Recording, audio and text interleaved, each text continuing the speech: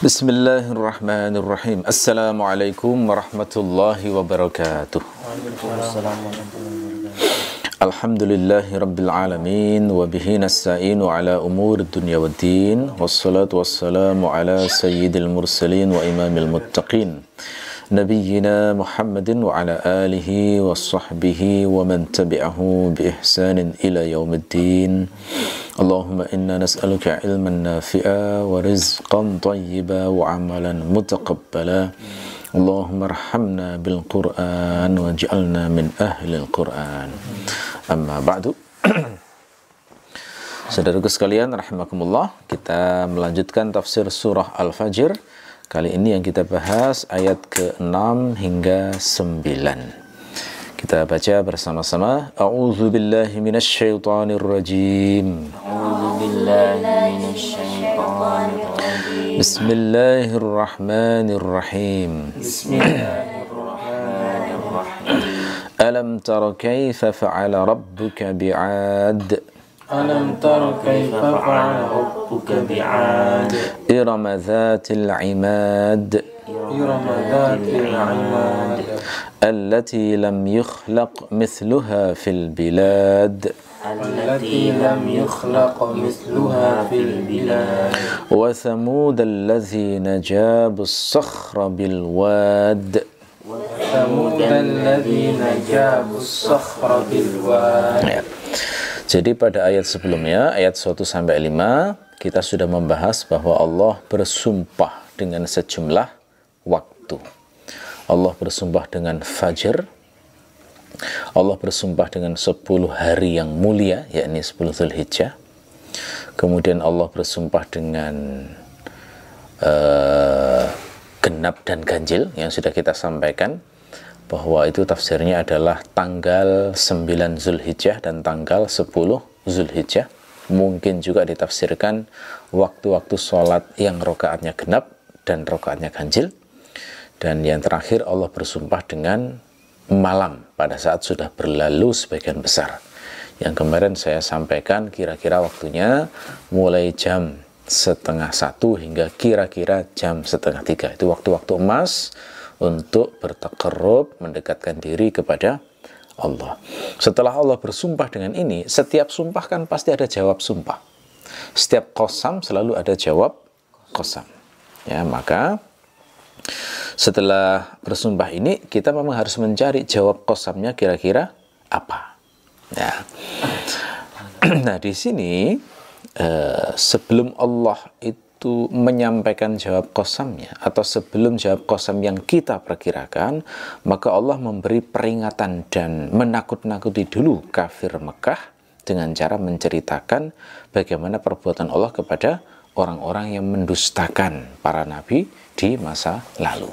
Ya, jadi ayat 6-9 ini menceritakan apa yang dilakukan Allah terhadap mereka yang mendustakan para nabi dan rasul. Secara implisit memberi peringatan dan menakut-nakuti orang kafir Mekah supaya jangan mengulang perbuatan salah mereka. Ya.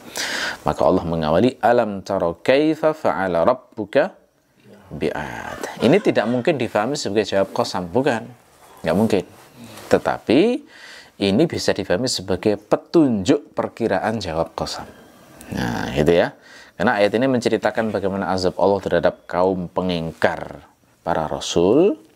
Ya, dengan ayat di ayat 13 nanti kan bunyinya begini, fasabba alaihim rabbuka sawta azab.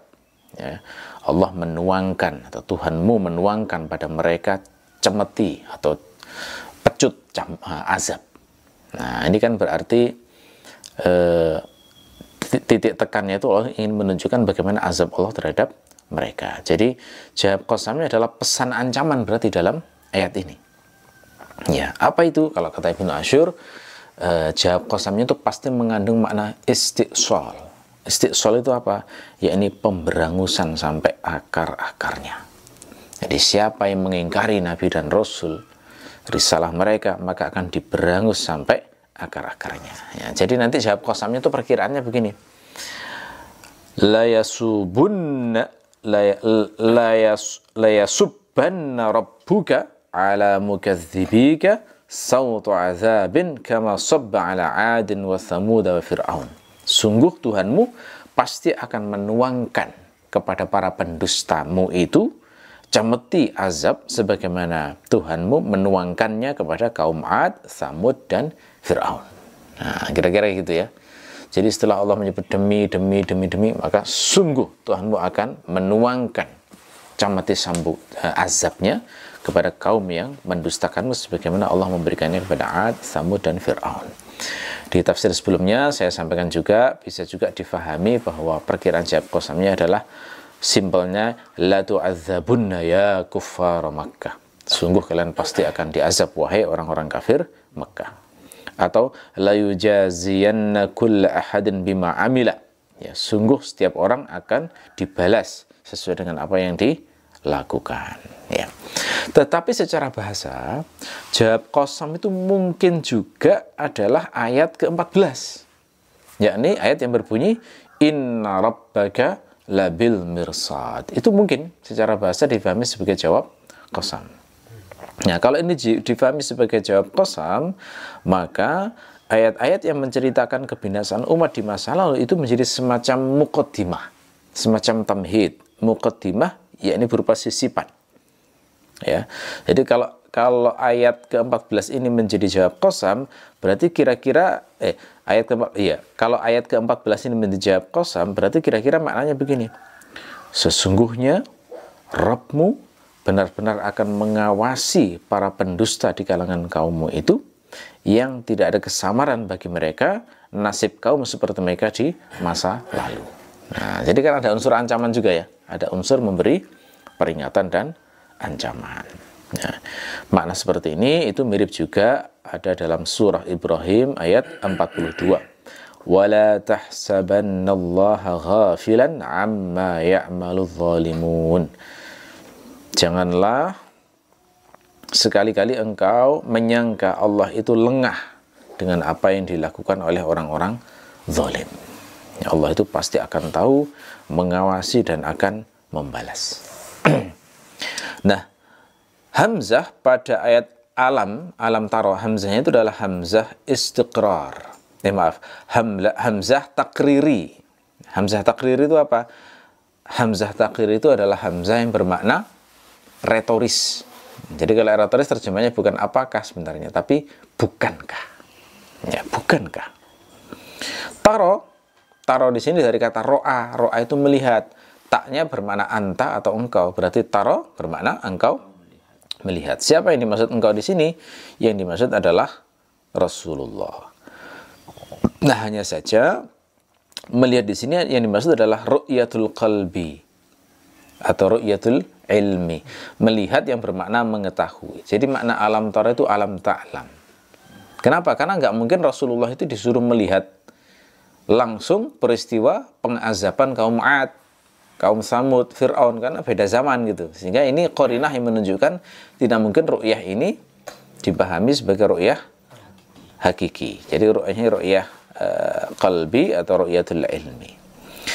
Kenapa kok diserupakan dengan melihat secara langsung? Ya, sebabnya adalah berita tentang kaum Ad, Tsamud, dan Fir'aun itu mutawatir. Sangat masyhur di kalangan orang Arab. Jadi sampai dijadikan perumpamaan-perumpamaan. Berarti kan menunjukkan itu sudah fakta sejarah yang benar-benar mereka tahu itu.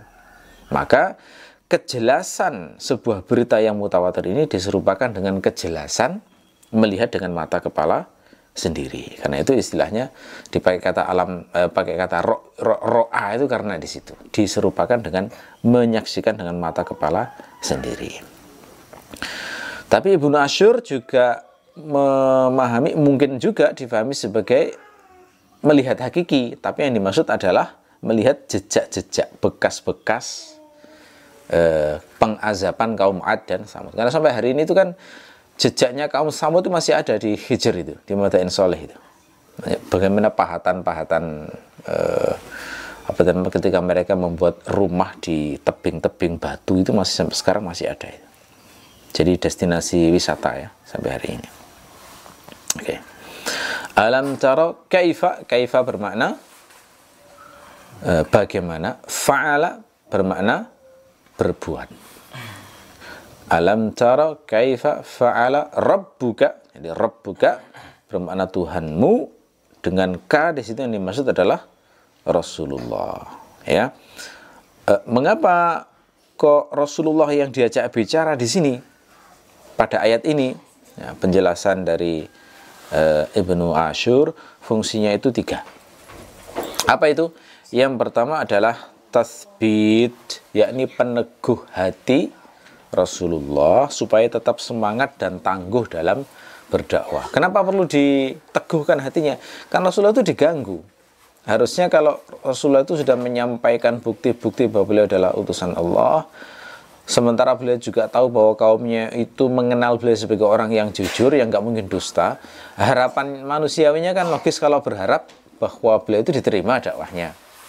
Tapi ketika didustakan sebenarnya kan kecewa, sedih juga gitu ya. Ya, sedih juga. Lalu kemudian menjadi semacam khawatir nanti bagaimana dakwah ini, apakah bisa menang apa tidak begitu ya. Lalu kemudian Allah itu menceritakan kisah para pendusta Rasul di masa lalu yang ternyata nasibnya buruk. Nah, ini semacam dikasih peneguhan, teguhlah kamu. Teguhlah tetap berdakwah karena aku mengawasi seluruh aktivitas dan amalmu. Ini fungsi yang pertama.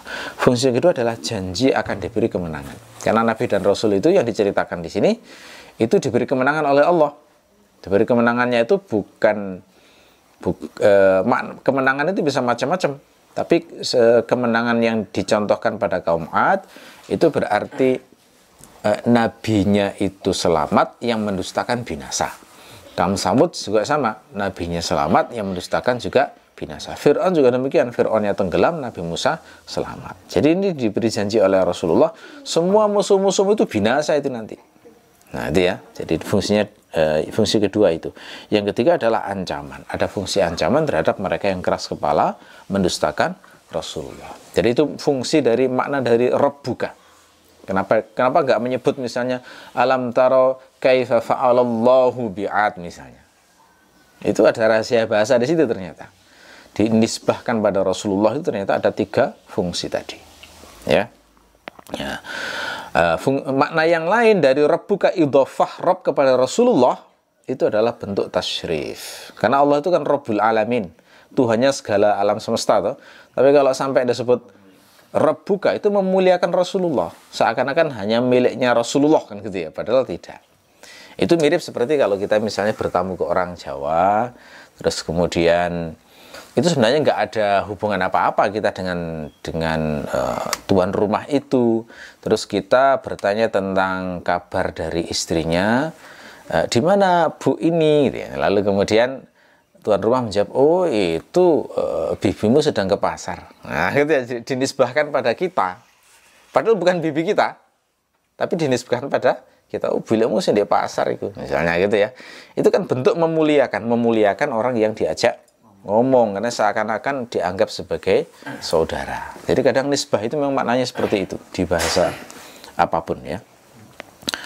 Alam tara kaifa fa'ala rabbuka bi'ad. Ad di situ jumhur membacanya dengan tanwin. Padahal ini isim alam.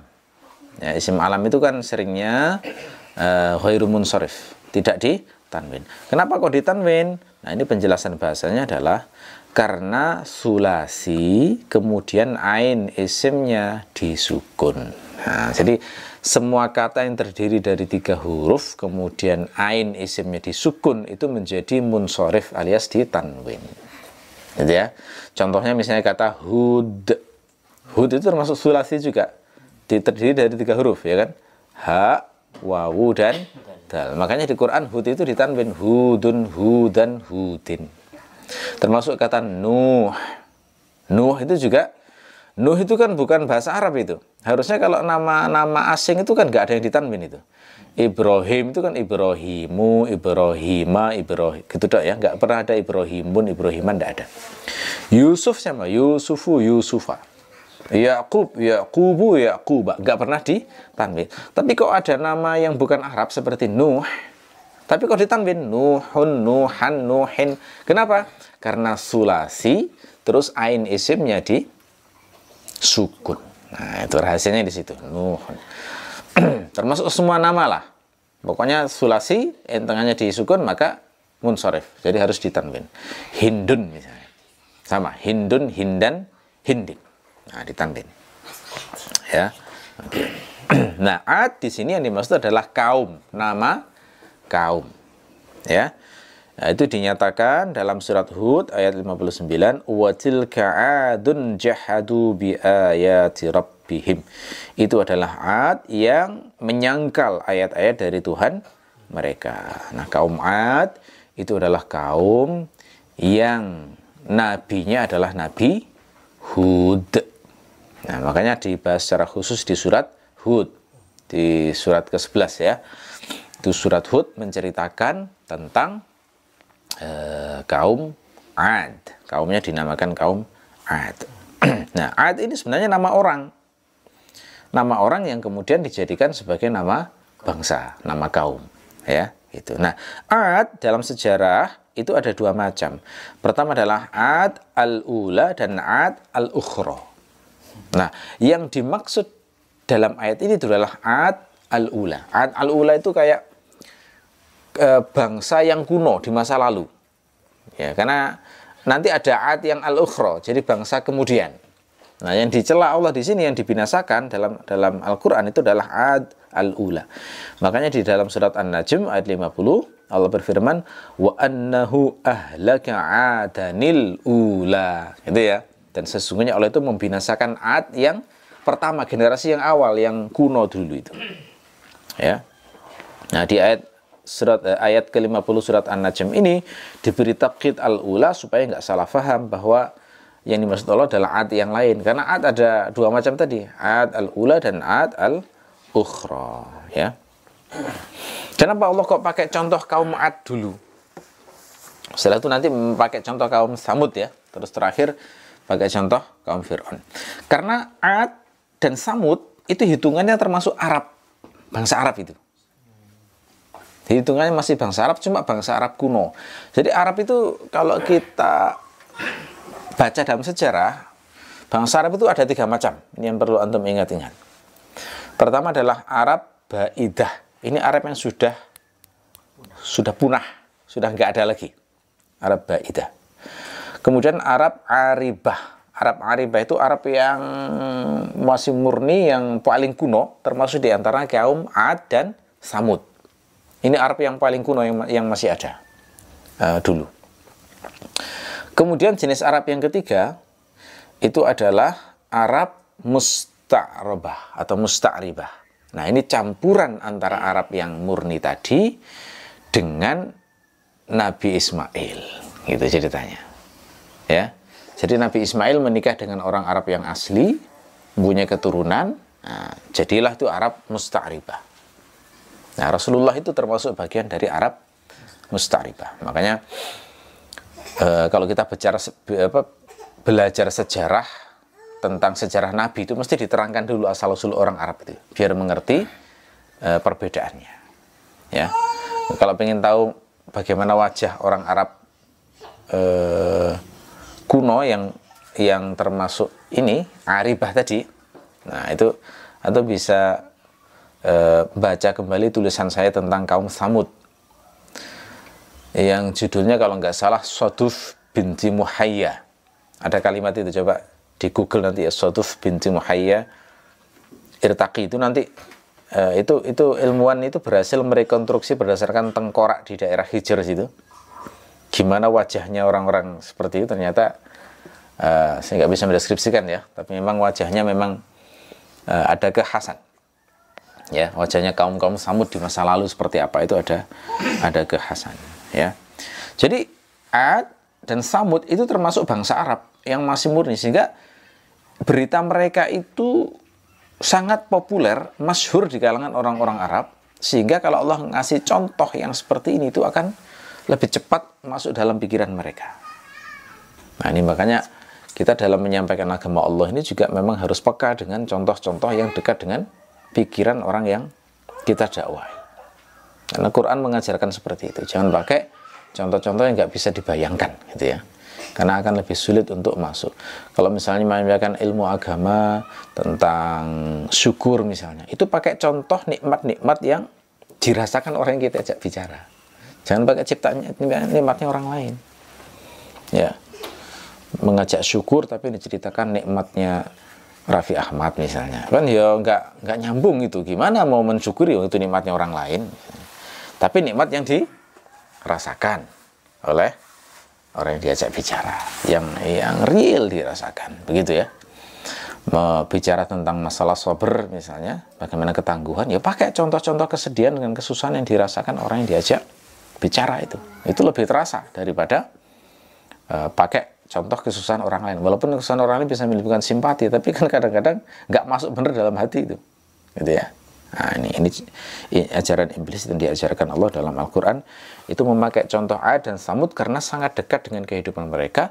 Kisahnya itu masyhur dan mutawatir di tengah-tengah mereka. Lalu kenapa Allah juga pakai kata contoh Fir'aun? Padahal Fir'aun itu kan beda bangsa, ya kan?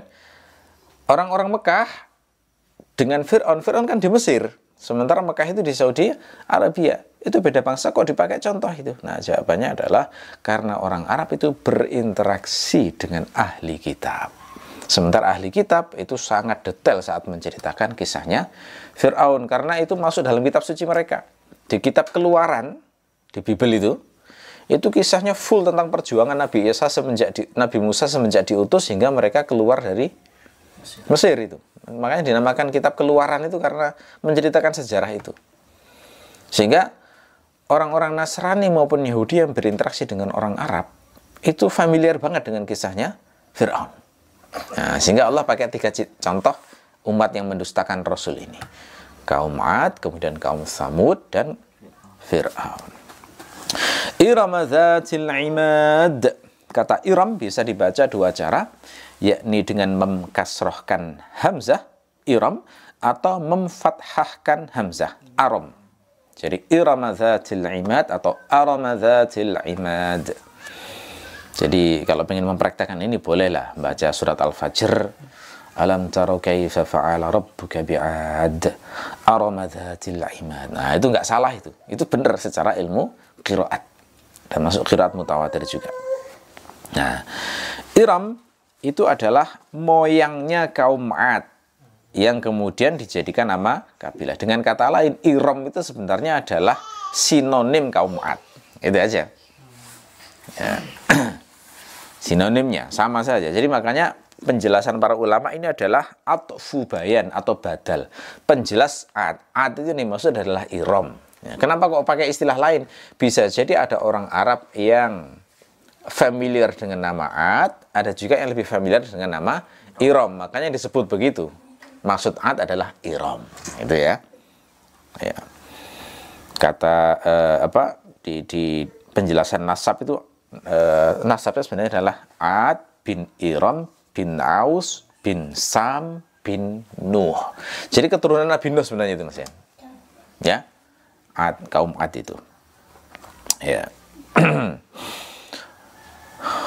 Ada sebagian yang menafsirkan Iram adalah nama kota atau daerah. Ya, terus ada yang berlebihan. Di sebagian tafsir itu dijelaskan bahwa kota ini gedung-gedungnya, rumah-rumahnya, kebun-kebunnya dibangun dengan emas dan perak. Kerikilnya dari permata. Debunya misik. Wah, jadi kayak surga sudah ya.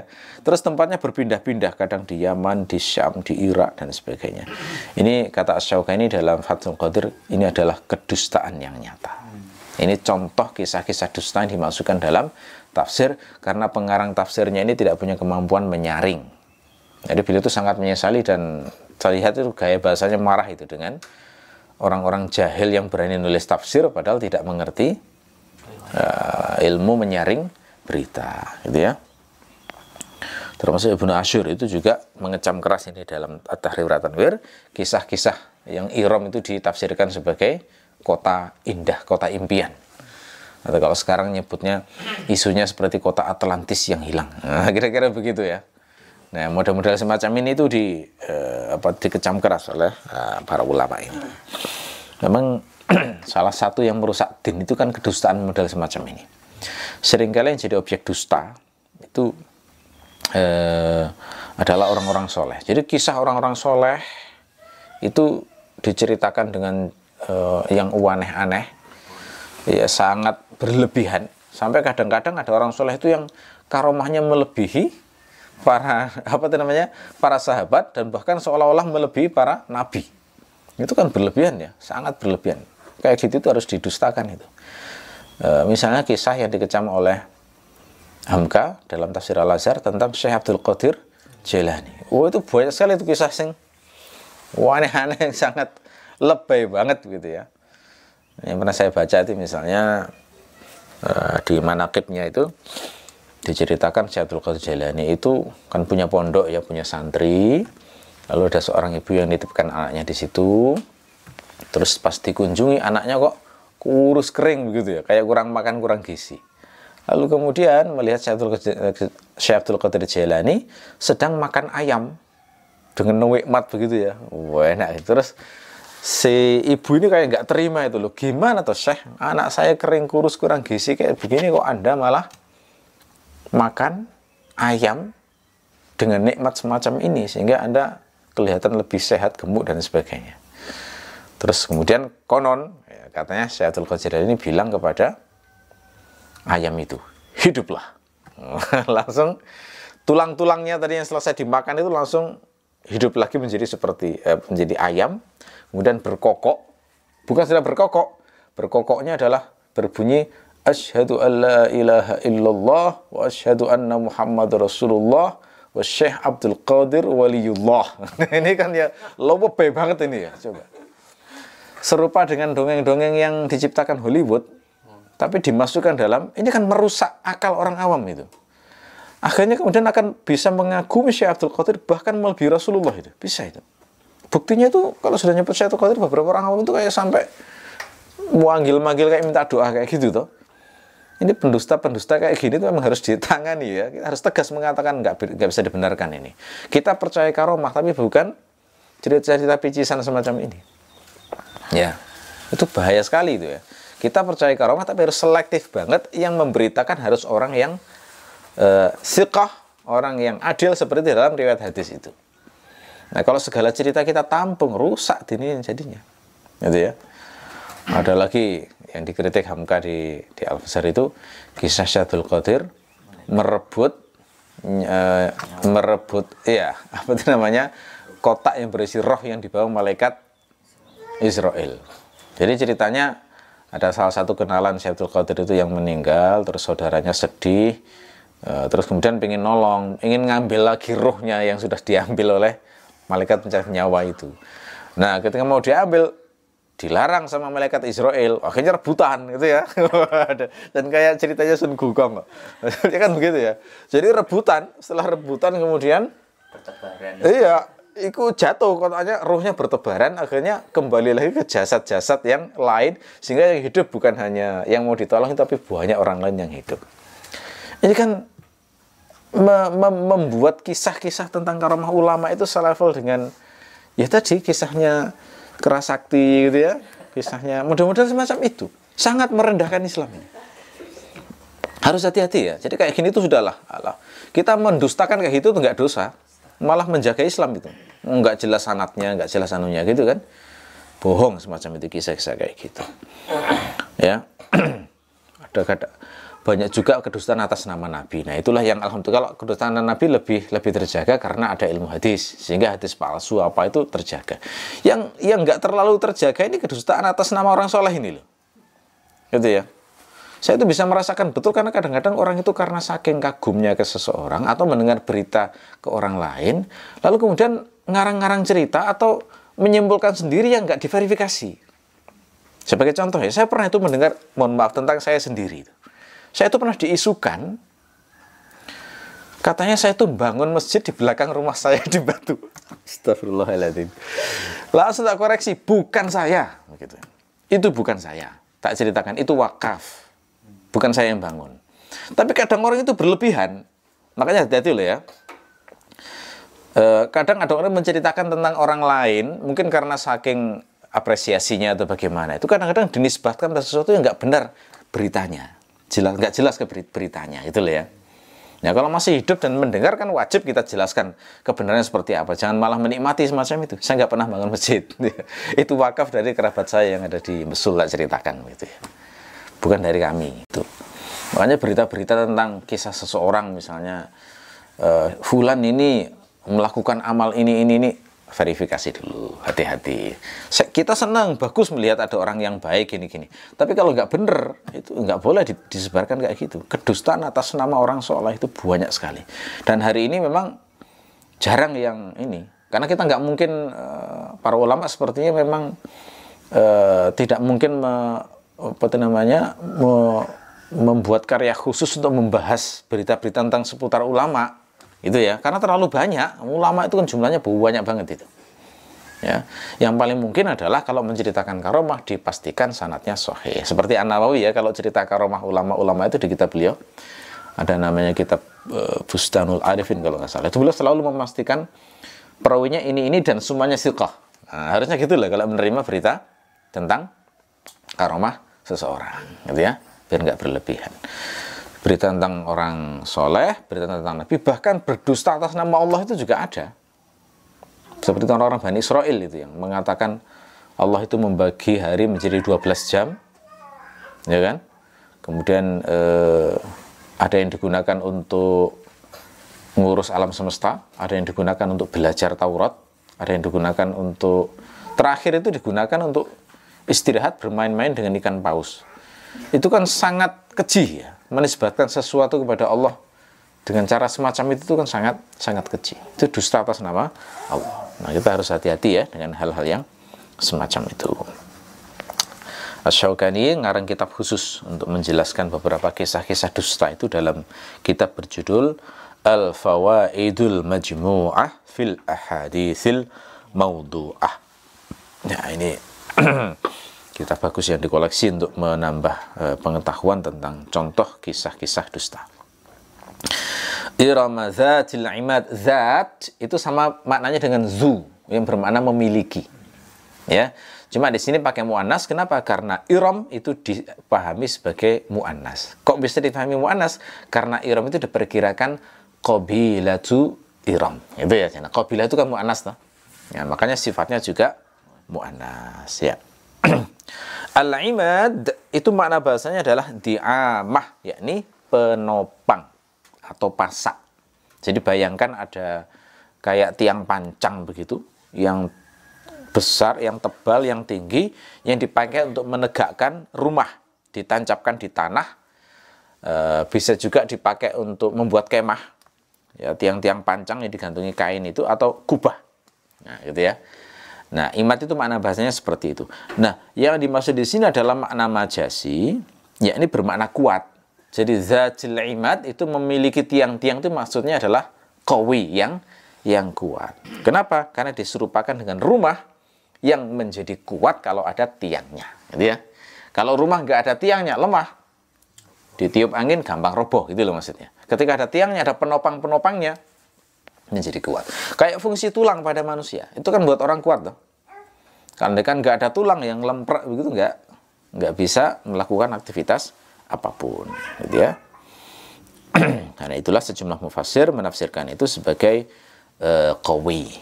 Jadi bisa difahami berarti kaum Ad atau kaum Iram ini itu adalah orang-orang yang aqwiya, orang-orang yang secara fisik diberi kekuatan. Nah, di sini Allah menyebut kekuatan mereka di sini itu untuk memberikan isyarat bahwa Allah sanggup membinasakan kaum yang kuat, yang bahkan kekuatannya melebihi orang-orang Quraisy. Gitu ya.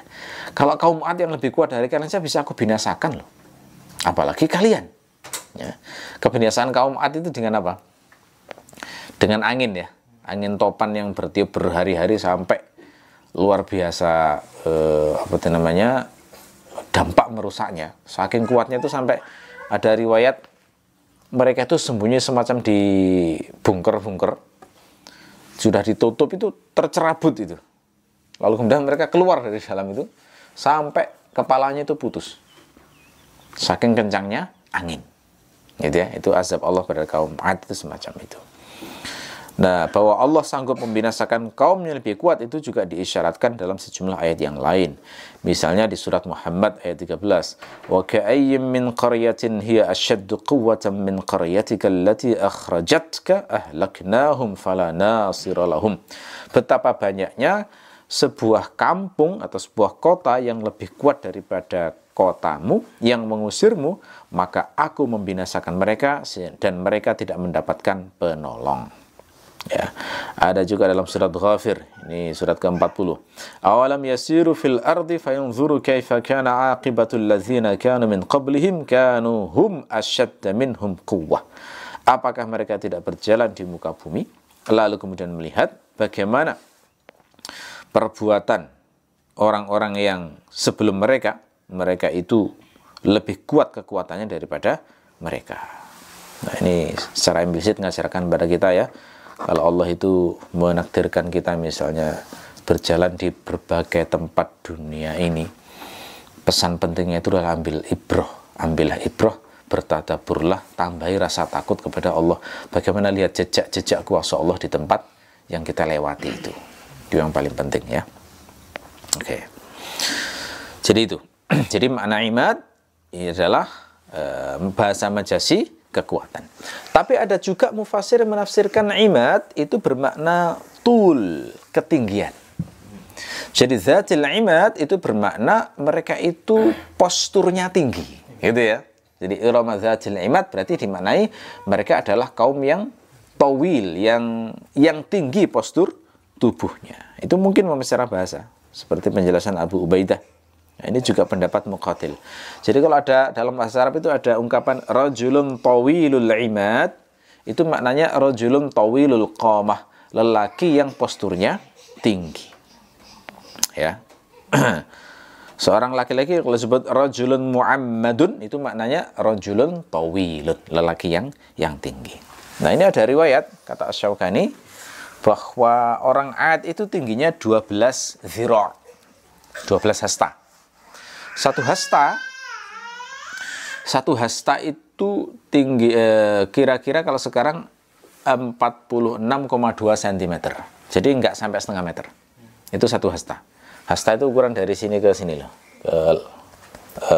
Apa itu namanya? Ke siku. Itu namanya satu hasta. Ya, itu kalau diukur kira-kira 46,2. Jadi kalau 12 hasta itu konversi sama sekarang kira-kira 5,5 meter. 5, tinggi itu ya. Zaman sekarang yang ditemukan manusia itu orang tingginya yang masih real ada itu sekitar 2,5 meter itu masih ada itu sekarang ya. Pemain-pemain basket itu ada yang sampai 2,5 bahkan hampir 3 meter itu ada. Jadi kalau ada informasi 12 hasta ini masih mungkin ya di masa lalu karena memang semakin pendek manusia itu. Manusia itu semakin lama semakin pendek, semakin turun. Jadi kalau ada informasi tingginya 5,5 meter ini masih mungkin. Tapi ada riwayat yang mengatakan 400 zira', ini lebay menurut saya. Sangat lebay. Karena 400 zira' itu saya konversikan, itu sama dengan 184,80 meter. Ini berlebihan ya. Ada orang setinggi ini itu sangat berlebihan. Karena riwayatnya Nabi Adam aja nggak sampai segitu. Nabi Adam kalau menurut hadis riwayat Muslim itu kan hanya sekitar ya 30-an meter lah kira-kira. Nggak sampai 100 sekian gitu ya. Jadi ini kalau kaum Ad segini itu masih logis ya, andaikan ini memang benar ya. Nah, tapi kalau Ibnu Ashir lebih berhati-hati nggak mau menyebut zira' ini ya. Beliau hanya mengatakan tinggi, gagah gitu aja. Gagah dan tinggi besar gitu aja. Tapi untuk ukurannya beliau tidak menyebutnya karena khawatir jadi fitnah nanti. Kalau ini diyakini kemudian ditemukan bukti bahwa nggak ada semacam itu, misalnya kan malah jadi fitnah bagi umat Islam. Makanya di Quran juga hanya disebut zatul imad, paling nggak dibayangkan tinggi yang wajar untuk masa itu kira-kira. Ya, secara implisit ayat ini juga mengajarkan kepada kita bahwa kegagahan, postur yang tinggi itu bukan standar kemuliaan di sisi Allah. Jadi kalau sama Allah dikasih pendek, terimalah. Ya, kalau dikasih tinggi jangan bangga, jangan ujub. Kalau sampai ada orang yang membanggakan postur yang gagah dan tinggi, takjub dengan yang seperti itu, membicarakannya ya dengan penuh kekaguman atau dijadikan standar untuk menilai kebaikan seseorang, dijadikan bahan untuk kebanggaan dan sebagainya, maka itu tanda pasti bahwa di hatinya masih ada penyakit jahiliyah. Gitu ya, harus dibersihkan dari hal-hal yang semacam itu. Jangan pernah melihat orang dari sisi posturnya, dari sisi penampilan fisiknya. Karena yang demikian itu sering jadi fitnah loh. Orang itu kalau dikasih nikmat sering kali dia terfitnah. Jarang sekali orang dikasih nikmat kemudian mawas diri, menjadi takut pada Allah. Yang sering kali justru menjadi ujub dan sombong. Ya, oke. Itu imat. Ada yang menafsirkan tul atau tinggian ya. Ada juga yang menafsirkan imat itu sebagai a'lam, yakni penunjuk jalan musafir yang disebutkan Allah dalam ayat surat Asy-Syu'ara ayat 128. Atabnuna bikulli ri'in ayatan ta'bathun. Nah, ini menjelaskan tentang adanya penunjuk-penunjuk jalan di jalan-jalan yang dibangun oleh suatu kaum. Kalau ditafsirkan semacam itu, nah itu lebih manusiawi lagi. Gitu ya, artinya bukan sesuatu yang wow banget gitu ya, hanya ciri khas dari sebuah kampung begitu saja. Oke. Ya, tapi penafsiran yang paling kuat itu yang saya terangkan di awal tadi, bahwa maksudnya Zatul Imad adalah bahasa majasi, yakni gambaran bagaimana orang Ad itu orang yang kuat-kuat. Allati lam yukhlaq misluha fil bilad. Allati itu sifatnya Ad, sifatnya Iram, dengan mentakwil qabilah tu'ad gitu ya. Allati kita terjemahkan yang. Lam yukhlaq, ya, tidak diciptakan. Ya, khalaqa itu bermakna menciptakan. Atau tidak diciptakan misluha seperti mereka fil bilad di berbagai negeri. Ya, yang maksud diciptakan di sini adalah khalqul ajsam, penciptaan tubuh seperti mereka itu. Tidak pernah Allah menciptakan satu kaum yang kekuatan fisiknya seperti kaum Ad. Kira-kira begitu. Ya, makanya terkenal dalam perumpamaan orang Arab, kaum Ad itu dijadikan masalun, dijadikan sebuah perumpamaan dalam hal keperkasaan, kecerdasan, kekuatan, ketangguhan, kehebatan dalam memanajemen, dan kekuatan akal, kebijaksanaan. Gitu ya. Jadi kayak kaum ideal banget lah gitu ya. Kayak bibit unggul banget gitu ya. Kira-kira begitu. Ya. Nah, justru inilah seperti saya singgung tadi, sering kali membuat orang itu ujub. Makanya sampai ada ucapan terkenal dari Ali, sayyi'atun tasu'uka khairun min hasanatin tu'jibuka. Hal keburukan yang menyusahkanmu itu lebih baik daripada kebaikan yang membuat kamu ujub. Iya, memang bahaya sekali orang kena ujub itu. Orang itu bisa dibinasa banget itu gara-gara ujub itu. Karena jarang orang dikasih kelebihan kemudian bisa rendah hati, itu jarang banget. Lihat orang yang sering dipuji cantik misalnya, jalannya nggak normal, tak lihat itu. Aneh itu. Jadi kayak jawaim banget begitu loh ya. Padahal jalan terbaik itu jalan seperti orang mau ke WC itu. Ya. Itu jalan yang paling normal sebagai manusia. Biasa. Orang yang sering dipuji sebagai orang sukses, orang kaya, udah susah sekali itu. Untuk bisa humble itu susah. Jarang yang bisa kayak begitu. Ya. Makanya tapi kalau dikasih susah, orang dihina misalnya, itu justru dia jadi mawas diri. Kemudian pengen menjadi baik. Ya, pengen mendapatkan kedudukan di sisi Allah. Lo kan mengantarkan pada kebaikan tuh akhirnya. Ya. Orang yang dikasih sedih misalnya, akhirnya ingat Allah lagi untuk menyembah Allah, merasa butuh kepada Allah. Padahal maunya Allah itu kan sebenarnya kita diminta untuk selalu merasa butuh dalam kondisi senang maupun susah. Tapi faktanya yang seringkali membuat kita ingat Allah adalah susah. Ya. Jarang yang bisa bersikap seperti Nabi Sulaiman. Nabi Sulaiman itu dikasih kelebihan luar biasa. Wahyu dapat, hikmah dapat, kekayaan dapat, istri 1000 gitu ya. Itu kan luar biasa ya.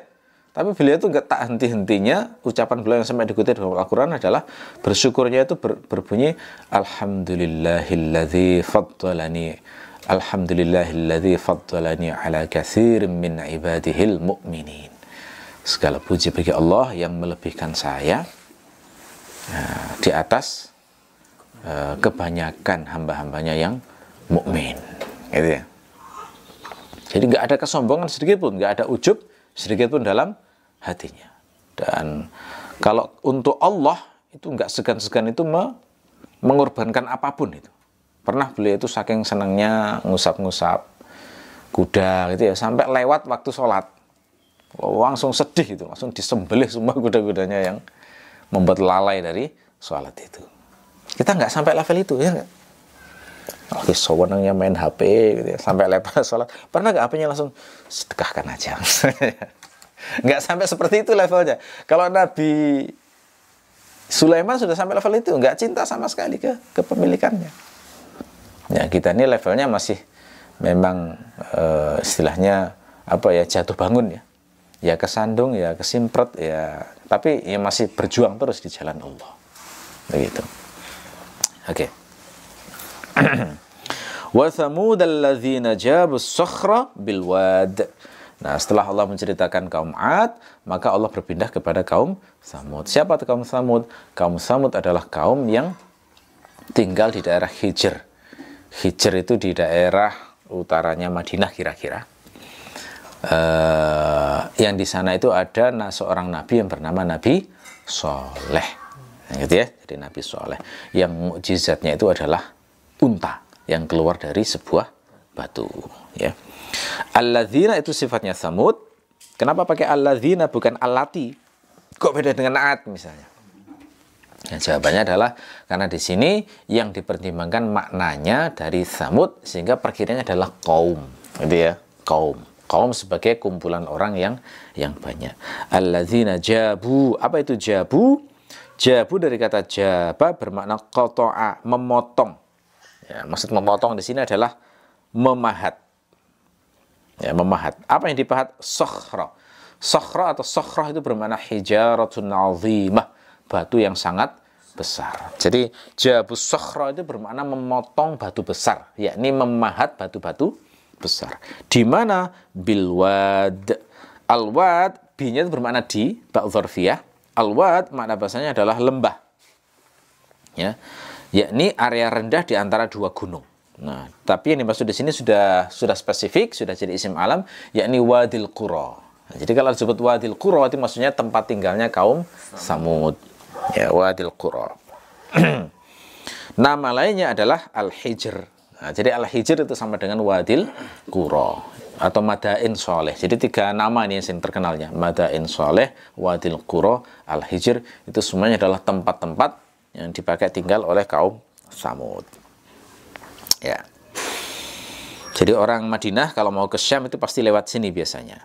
Dan orang-orang Yahudi itu disebut oleh Ibnu Asyur menempati lokasi ini setelah Tsamud dibinasakan Allah. Orang Arab juga ada yang tinggal di sana setelah kaum Tsamud, yakni kabilah Qudha'ah, Juhainah, Uzrah, dan Bali. Jadi ada 4 kabilah tinggal di sana. Lalu kemudian tempat ini ditaklukkan Rasulullah tahun 7 Hijriah. Orang-orang Arabnya itu masuk Islam. Orang Yahudinya yang nggak mau masuk Islam bayar jizyah. Nah, itu ya. Nah, kisah singkat dari kaum Tsamud nanti saya ceritakan panjang di tafsir surat Asy-Syams ya, karena lebih detail di sana. Jadi kaum Tsamud itu adalah kaum yang punya kelebihan ini, arsitektur gunung ya istilahnya, memahat gunung untuk dijadikan rumah dan tempat tinggal. Nah, tapi mereka menyembah selain Allah, menyekutukan Allah, menyembah patung-patung selain Allah. Lalu dinasihati Nabi Soleh, tapi mereka menolak. Lalu kemudian suatu hari Nabi Soleh itu saat mendakwai, mereka itu minta mukjizat. Mukjizatnya apa? Lalu kemudian coba kamu keluarkan unta dari batu ini, gitu ya. Kenapa? Karena mereka kan ahli pahat, jadi ngerti banget macam-macam batu, karakteristiknya macam-macam, ngerti banget lah. Sehingga pikiran mereka memustahilkan kalau ada hewan bisa keluar dari batu itu, karena pengalaman mereka bertahun-tahun itu. Terus Nabi Soleh nantang, kalau misalnya bisa keluar, kalian mau beriman enggak? Nah, akhirnya kemudian, ya kami siap beriman. Akhirnya Nabi Soleh sholat, berdoa pada Allah, minta mujizat itu, dikasih. Nah, begitu keluar unta dari batu, kaget mereka. Jadi mereka itu sebagian besar akhirnya beriman di zaman itu. Ya beriman, setelah beriman, terus Nabi Soleh bilang, ini mukjizat yang kalian minta, dan Allah meminta kalian, ini jadi ujian akhirnya. Ini juga hati-hati ya, minta ayat pada Allah itu. Kalau dikabulkan jadi ujian betul ini. Ini jadi ujian kalian, jadi ini tidak boleh diganggu. Ini juga butuh makan, butuh minum, dan untuk minumnya harus gantian dengan kalian. Sehari untuk ini, sehari untuk kalian. Saat giliran unta ini kalian nggak boleh ngambil minum di situ. Jadi artinya di giliran kalian maksimalkan untuk menyimpan air, tapi giliran unta ini kalian tidak boleh ngambil. Nah, di zaman awal-awal masih banyak yang taat itu melaksanakan. Nah, tapi kaumnya Nabi Soleh, kaum Tsamud itu umurnya panjang-panjang. Sehingga kemudian generasi awal itu lalu kemudian banyak yang meninggal dunia.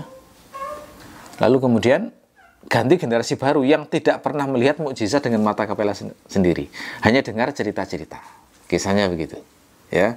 Lalu kemudian di generasi baru ini ada seorang yang kaya, mungkin peternak gitu ya. Lalu kemudian merasa terganggu dengan sistem pembagian kayak begitu itu.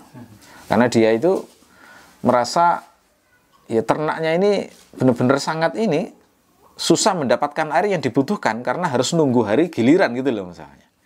Akhirnya ini sering membuat kumpul-kumpul, rapat-rapat gitu ya. Sampai akhirnya satu katalah beberapa orang yang nggak suka itu lalu menuduh Nabi Soleh itu hanya membuat trik-trik saja. Ini trik-trik saja, ini kayak mau jadi pemimpin kita, menguasai kita. Aslinya nggak ada mukjizat-mukjizat kayak begitu. Jadi kaum yang mengingkari ini kaum-kaum yang nggak melihat sendiri. Iya, orang-orang yang tidak kenal itu. Generasi tuanya itu sebenarnya yang kaget tadi itu ya beriman. Yang generasi berikutnya ini yang tidak tahu, lalu kemudian akhirnya sepakat untuk membunuh untanya Nabi Soleh itu. Ya, singkat kata ada namanya Qudar ya, Qudar bin Salif. Nanti saya ceritakan surat Asy-Syams itu membunuh unta itu.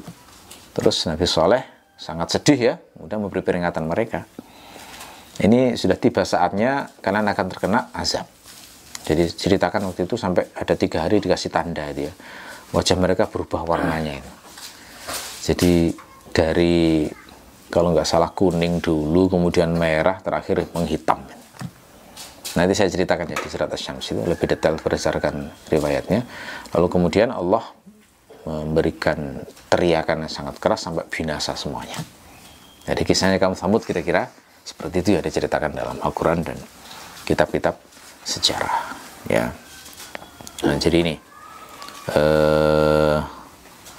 Allah menyebut kisahnya kaum Tsamud, kaum Ad untuk menjadi pengingat, tahdzir sekaligus takhwif, menakut-nakuti orang-orang Arab supaya berhenti dari sikap mereka dan mengimani Nabi Muhammad. Berarti kita cukupi, mudah-mudahan bermanfaat. Kita akhiri subhanakallahumma wa bihamdika asyhadu an la ilaha illa anta astaghfiruka wa atubu ilaik. Assalamualaikum warahmatullahi wabarakatuh.